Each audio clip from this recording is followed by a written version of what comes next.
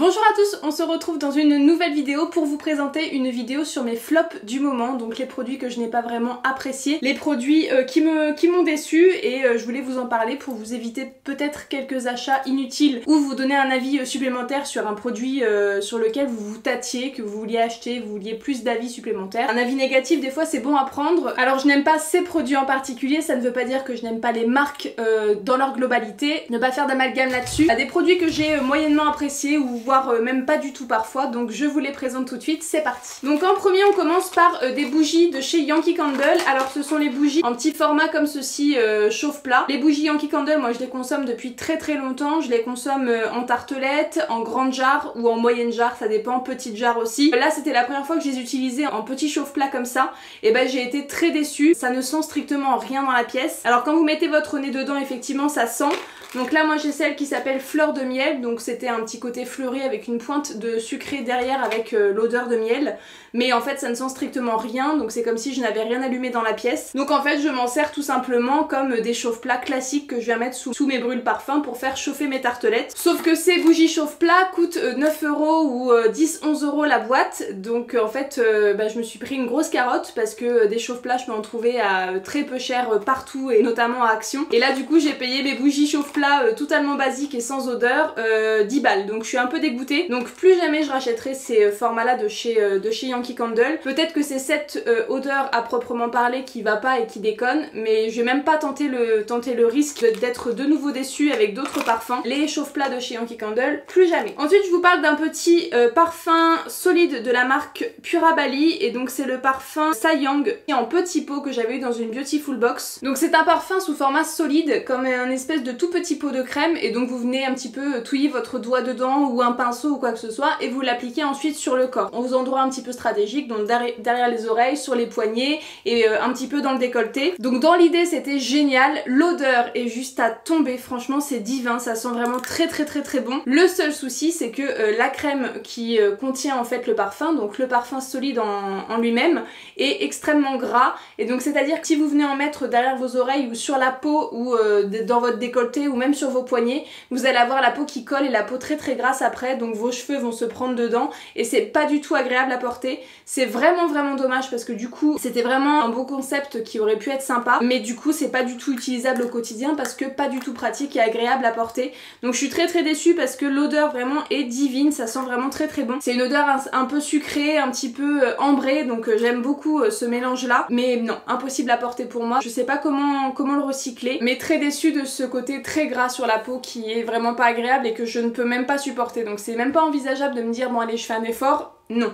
Malheureusement. Ensuite une chose que j'ai créée moi-même, c'est une petite lingette démaquillante qui est censée être lavable dans le même principe que toutes les lingettes démaquillantes que l'on voit partout, sauf que celle-ci a été réalisée avec de la serviette microfibre, la serviette de sport que l'on utilise maintenant un peu partout. Je me suis dit que pourquoi pas, ça aurait pu être sympa ce genre de tissu là, en plus on en trouve partout à pas cher, alors que moi d'habitude mon coton bio avec lequel je crée mes lingettes, je le trouve sur internet à un prix assez exorbitant. Donc là je me suis dit ça aurait pu être une astuce plan B pour pallier au coton bio et éviter de passer commande, sauf que non, ça ne fonctionne absolument pas avec le tissu microfibre des serviettes de sport. Ça accroche le visage, ça accroche la peau et en fait ça glisse pas du tout. C'est très désagréable de se démaquiller avec ça parce que vous êtes obligé de vraiment appuyer fort pour que votre lingette suive le mouvement de votre main. Donc je dis non, j'ai essayé mais c'était pas du tout un test concluant. Donc si vous vouliez vous lancer dans la réalisation de lingettes démaquillantes avec de la microfibre, je vous déconseille franchement, c'est pas du tout concluant et ça ne fonctionne pas,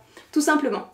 Ensuite je vous présente une crème de la marque Clinique de la gamme Pep Start, c'est l'Hydro Rush Moisturizer SPF 20 Hydratant Express. C'est une crème qui ne me déplaît pas, qui est pas horrible à utiliser, mais qui ne m'apporte strictement rien de plus qu'une crème totalement basique que j'aurais pu acheter à 10 fois moins cher. C'est Clinique, alors certes c'est la gamme Pep Start donc ça coûte un peu moins cher, mais je pense qu'on en a quand même pour 30 € le pot. J'avais acheté ça à l'époque où j'aimais beaucoup aller chez Sephora et dépenser mon argent un peu n'importe comment, voilà un exemple. J'avais acheté acheté cette crème là en me disant bah tiens c'est sympa, le packaging est assez pimpant, c'est vitaminé, donc je pense que la crème va me convenir. Alors premièrement elle a pas du tout d'odeur, elle ne sent quasiment rien et moi j'aime bien quand même le côté odorant dans mes crèmes de soins pour me donner un petit coup de sensorialité le matin quand je l'utilise. Donc je l'utilise le matin cette crème là, mais je trouve que ma peau n'est pas plus jolie, n'est pas plus réveillée que ça avec. C'est juste une crème basique, une crème bateau et en fait je la mets dans les flops parce que pour le prix j'aurais aimé quand même qu'elle ait un petit truc en plus que les autres et là c'est pas du tout le cas.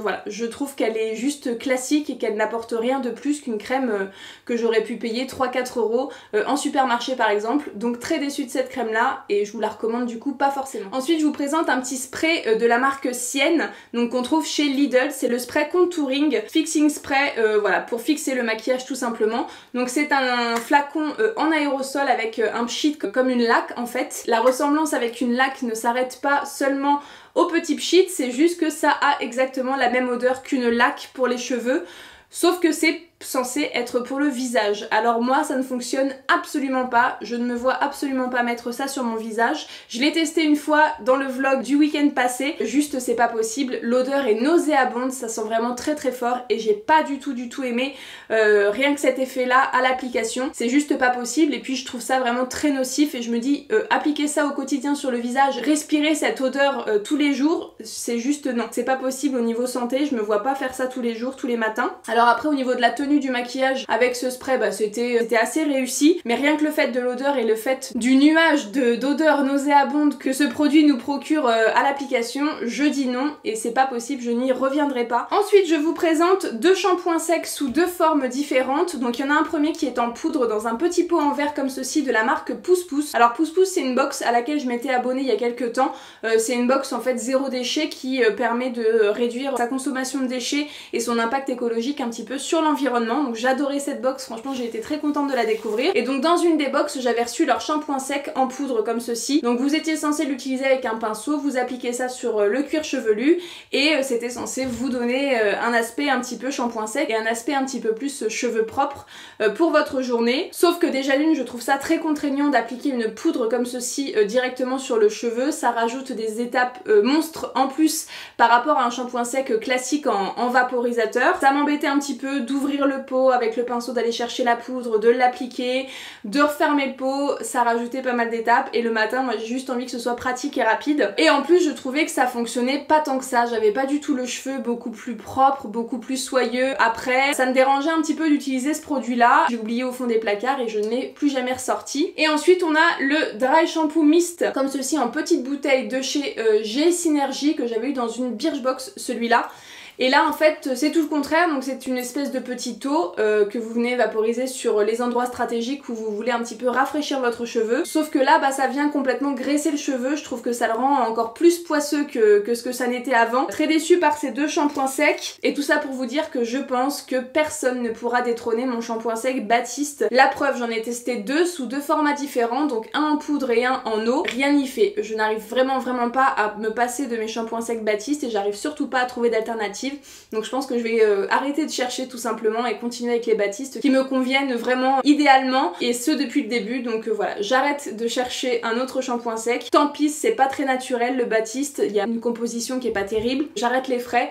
Les autres shampoings secs ne me conviennent pas tout simplement. Ensuite, dernier produit sous format un peu physique et qu'on peut toucher, qu'on peut palper, c'est la poudre Lock It de chez Kat Von D. Donc c'est la setting powder, poudre fixatrice que j'ai en teinte translucente. Et en fait c'est une poudre juste qui est énorme, donc le packaging est vraiment gros et vous en avez pour vraiment très longtemps de poudre à l'intérieur. Alors c'est une poudre qui se veut très fixatrice et qui veut fixer votre teint toute la journée et pouvoir faire des activités qui vous demandent de bouger pas mal, même si vous transpirez un peu, c'est censé tenir. Et j'ai des doutes sur la tenue extrême de cette poudre. Premièrement, je trouve qu'elle est pas très matifiante et de plus, je trouve que la fixation est pas extrême. Quand je la pose par exemple sur l'anti-cerne, je trouve que vite, il a tendance à filer dans les plis, alors que si on nous vend une poudre fixation extrême, j'aurais tendance à dire que bah du coup l'anti-cerne devrait tenir et ne pas filer dans les ridules. Donc voilà, je suis un petit peu déçue. Alors j'en ai encore pour un certain temps, je vais la finir, y a pas de souci, parce que ça reste une poudre quand même assez sympa. Ça fait d'elle une poudre un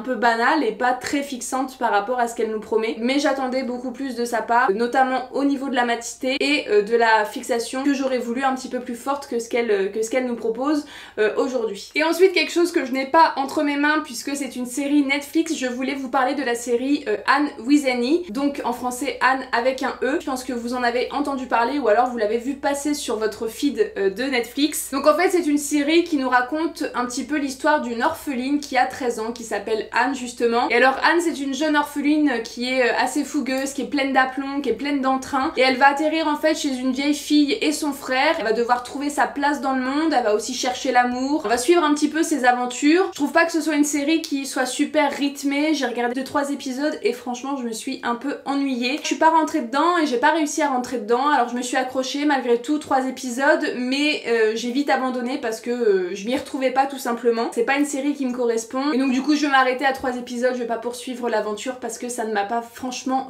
convaincue. Donc voilà pour mes flops du moment, j'espère que ça vous aura plu, que ça vous aura donné des avis supplémentaires qui pouvaient vous manquer par exemple. Je vous dis à très bientôt dans une prochaine vidéo et je vous fais des gros bisous. Salut tout le monde.